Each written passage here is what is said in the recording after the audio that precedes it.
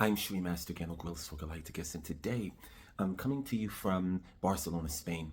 And I want to share something with you that happened just a little while ago. We got here to Barcelona, Spain, and we wanted to check into the hotel and get our bags straight. The first thing I did was I took a quick nap, got up, took a shower, changed my clothes, found out where the mall was. And the mall is a place called Barcelona Arenas. That's the name of the place. This is a receipt of one of the places that I went to. So it's about, it's a nice little walk, and I'm taking in the sights and looking around and observing the environment. And when I get to the mall, I looked up on the second floor and I saw a place called Mango. And immediately it caught my attention because I've shopped around all around the world and I've never heard of a place called Mango. So I said, they probably have some really nice men's attire there.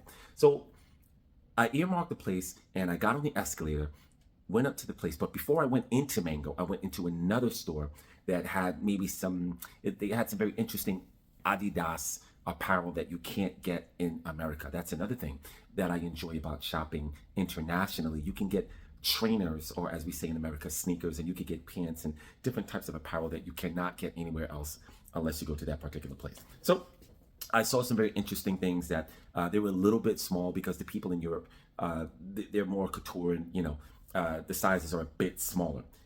I met this young man who advised me to go to a different mall because he said, this mall is for tourists. You look like an upscale guy and you want to go to these places. And I listened to what he said, but I had already identified the place where I wanted to go.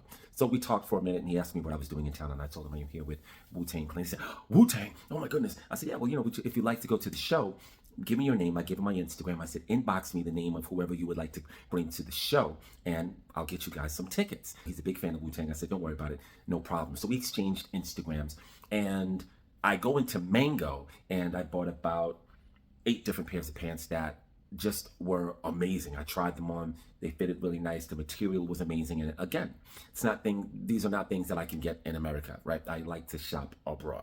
But anyway, I bring all the stuff back to my hotel room, and I get a message from this young man, and he sends me a vocal message. One of the messages was, I don't mean to bother you, but I just want to know, I looked at you, I looked at your Instagram, and I could tell that you were very, in his own way, I'm paraphrasing what he said, but in a nutshell, he wanted me to give him some advice about how to make money because he's not satisfied with his position where he is. He wants to do better in life. He's a young man that is seeking to do better, and he's doing the right thing by asking these kinds of questions. So, I get that a lot wherever I go from people who are in their 30s and their 40s and their 20s. They look up to me because they see that I am my own man. I dress a certain way, and I have the freedom to move freely, if that makes sense. Like Chanel Brown. How you doing, Chanel?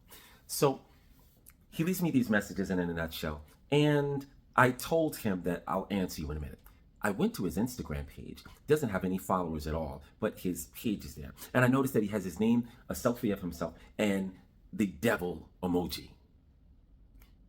So that caught my attention. And I took a screenshot of it. I circled it, sent it back to him with a question mark. And he said, he answered right away. He said, no, I don't believe in the devil. I just like the emoji. Now, I didn't ask his age, but I'm assuming he's probably around 24. He can't be any more than 26. And I left him a voice message. You're contradicting yourself. I just want to point that out to you, that you're using an emoji that means literally the devil or demon time. And your disconnect with that, that's a small part of your problem. You're not aware of the signals that you're putting out into the world.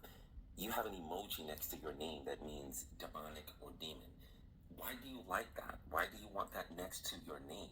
This is the kind of energy that you're bringing into your life. And until you get crystal clear about all of the things that you are doing to participate and bring darkness, confusion, and the spirit of lack into your life, is how long you're going to be a victim of your own ignorance. That was my response. So he responds with this. Nah, man, that's only an emoji. Like, I don't believe in the devil and that shit. Like, nah, honestly, that's only an emoji because I liked it. But actually, I'm quite of a good person, like, I don't want the evil in the world, Okay, So when you listen to it again, this young man is not associated with his part in bringing in what I would call a conduit.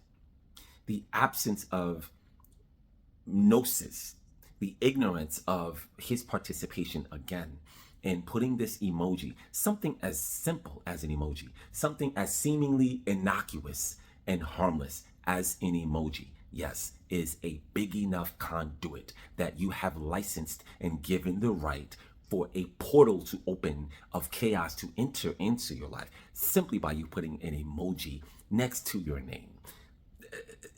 It's asking for trouble. It is beckoning in the spirit of lack and everything that demons love to subtract from your life, from your karma, from your energy stream. All of the blessings that your ancestors want to place in your life, have placed in your life, will be devoured, intercepted, and stolen by the demons that you have beckoned into your life by saying things like, I'm going to be on demon time tonight, or things like putting emojis next to your name that have the symbol of chaos, which really is your signature of allowing these things to come into your life. It is a conduit. So don't be a victim of the conduits and the implants and the seemingly harmless things that are hidden within your vernacular and in your behavior and in your comings and goings and the things that you do so innocently as you proclaim to be a good person and like the light. But there's still a little part of you that is unconscious of how you are concerting and bringing in the damaging, the damnation,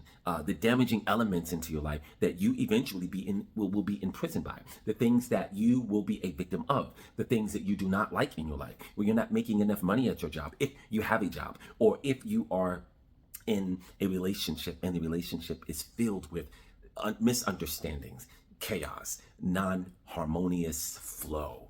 These are the things, again, that many people face and have to live out every single day because they don't choose to be crystal clear about things. When I travel, I make sure that there was a list that I have in my head. I have to check 2 and 3 times to make sure that I have my passport, my room keys. I get 2 keys just in case. I write down what my room number is going to be. We register at the embassy or the consulate. We do these things to make sure that we dot the I's, cross the T's, so that if anything goes wrong, we have somewhat of a figurative, energetic insurance policy that ensures that we can get back home safely. We don't travel alone. There are certain things, there are do's and don'ts when you travel internationally. There are also do's and don'ts in life. Things that people live by the seat of their pants, and that gets people into trouble. There are things that you don't do. So let's bring it back to the basics, right? You are the arbiter of your life. You are the conductor of your own symphony. You are the artist that paints the canvas of what it is that your life will be as a masterpiece. You don't want to litter it, or you don't want to deface it or vandalize it with ignorant things, things that have no logical reason for being there. Everything in your life should have a rational, purposeful placement for being there. That means relationships. Relationships should not be arbitrary. Relationships should not be imbalanced. Friendship should be a two-way avenue of give and take. If there are imbalances in relationships, those imbalances will also be pervasive in your life. So I don't want to go off on a tangent, but let's bring it back to this young man. I hope that I was able to help him just by pointing out that one little thing, because if you could see the little things, that will lead you into seeing the bigger things. The bigger things of your life are not perceptible if you're not capable of seeing the little things, like that little sneaky demon emoji that you put next to your name that tells me that you are unconscious about the bigger things that have caused you to reach out to me and say, hey, I need your help. I need to know how to make money. I want to move like you move. I want to look how you look. I get it. That's fine. But when you look at me or you come across me, you're looking at years and years of my study and desire to be better than what I was. It took years to get where I am. It's not something that happened in a week, in a month, in 1 year. It took years of traveling, of disappointments, of failures, all kinds of things. I didn't just get here. I had to go through a lot of painstaking inventory and self-correction and taking advice from people who are my peers, taking advice from people that saw where I was falling short, that offered me a way to be honest with myself and say, hey, I have to change this about myself. And me being honest with myself to say, hey, I don't like these things about myself. I need to change it. And I worked on it until those deficits and those things that I didn't like that create sometimes what people go through, self-loathing, out completely out of my character. And you'd be surprised at how resounding and remarkable and polished your life and aura can and shall will be if you work on these things incrementally, little by little. Rome was not built in a day. Kim was not built in a year. It takes years to develop the person and to become the dynamic individual that what you choose to be, that you desire to be, that you know you can be, that you dreamed yourself being. I am Sri Master Gano Grills for Galacticus. I will see you soon. Thank you and namaste.